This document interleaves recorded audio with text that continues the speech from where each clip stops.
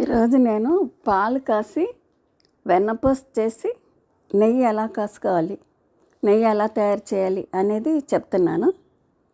పాలు మనకు వస్తాయి కదా, బాగా కాచుకోవాలి. కాచిన తర్వాత అలాగ చిల్లులున్న మూత పెడితే బాగా మేగడ కడుతుంది అన్నమాట. అదిగో చూసారా, బాగా చిల్లులున్న మూత పెడితే ఎంత బాగా మేగడ కట్టిందో. అది ఆ మేగడంతా తీసి చక్కగా పెరుగు తోడు పెట్టుకుంటే ఆ పెరుగు ఇలాగా తోడుకుంటుంది అన్నమాట. ఆ మేగడ ఎంత వచ్చిందో చూసారా. ఆ మేగడంతా ఒక 4-5 రోజులది ఒక గిన్నెలో వేసి ఉంచుకుంటే అంతా ఒకేసారి మిక్సీ వేసుకోవచ్చు అన్నమాట. కొంతమంది చేత్తో చేసుకుంటారు కవ్వం పెట్టి, నేనైతే మిక్సీ వేసాను. 4 రోజులది అన్నమాట ఇది.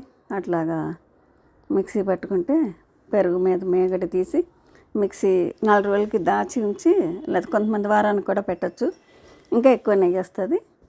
నేను 4 రోజులది దాచిన మాలని ఆ మేగడంతా తీసి ఇదిగో మిక్సీ వేసా.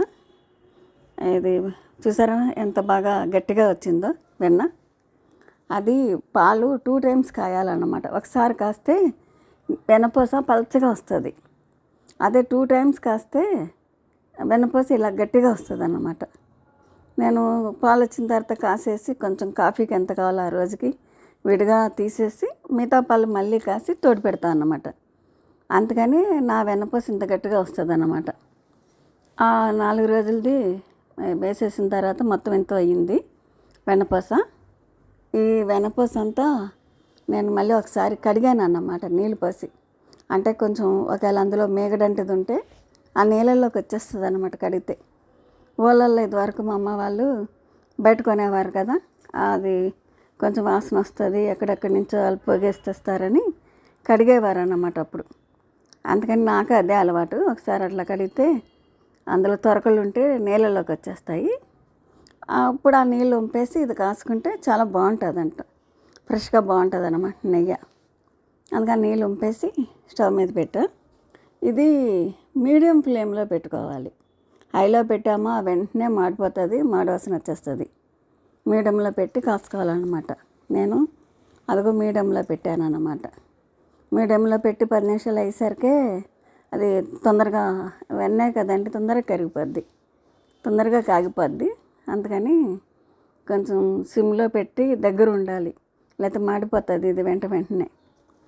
అందుకని అదిగో అలాగా 10 నిమిషాలు కాసేసరికి నాకు రంగు వచ్చేసింది. బాగా కాగితే రంగు వస్తుంది అన్నమాట.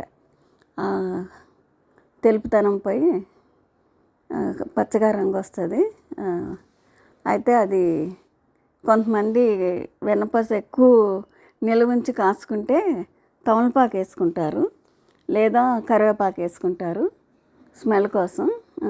నాది ఫ్రెష్ నెయ్యి, ఫ్రెష్ పాలు, ఫ్రెష్ పెరుగు కాబట్టి నేను అవేమీ వేయలేదు, తమలపాకు కరివేపాకు. కొంతమంది తమలపాకు వేసుకుంటారు, కొంతమంది కరివేపాకు కూడా వేస్తారు, బాగుంటుంది అని. నేను ఏమి వేయకుండానే కాసాను. అదిగో చూసారా రంగు వచ్చేసింది. అప్పుడే చుట్టూ బ్రౌన్ రంగు వచ్చేస్తుంది కదా. ఇంకొంచెం కాసాగా ఇంకా కట్టేసుకోవాలి. కొంచెం రంగు వచ్చిందంటేనే కట్టేయాలి. ఆ వేడికి అది ఇంకా రంగు వచ్చేస్తుంది, తొందరగా మాడిపోద్ది అన్నమాట. రంగు వచ్చిన తర్వాత వెంటనే కట్టేసుకోవాలి. కట్టేగా కూడా నాది ఇంకా అదిగో బుడగలు వస్తుంది అనమాట. అందుకని తొందరగా మాడిపోతుంది. అందుకని తొందరగా కట్టుకుని ఆ కొంచెం రంగు వచ్చింది అన్నప్పుడు కిందకి దింపేసుకుంటే మంచిది. లేకపోతే బాగా రంగు వచ్చి అడుగంటుద్ది, మాడిపోతుంది అన్నమాట.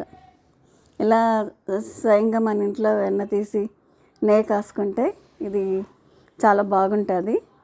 ఆ మేగడ తీయటం మూలాని ఆ పెరుగు పోసుకున్నా మనకేం ఫ్యాట్ రాదు. ఇలా నెయ్యి చేసి పప్పులో అది వేసుకున్న, పచ్చళ్ళలో, కారపొడిలో, స్వీట్స్లో వేసుకున్నా చాలా బాగుంటుంది.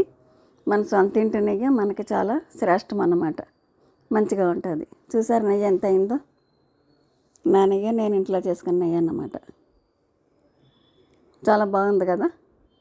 నెయ్యి కలరు బాగుంది, చక్కగా పేరుకుందంటే పూసలాగా వస్తుంది అన్నమాట. చాలా బాగుంటుంది.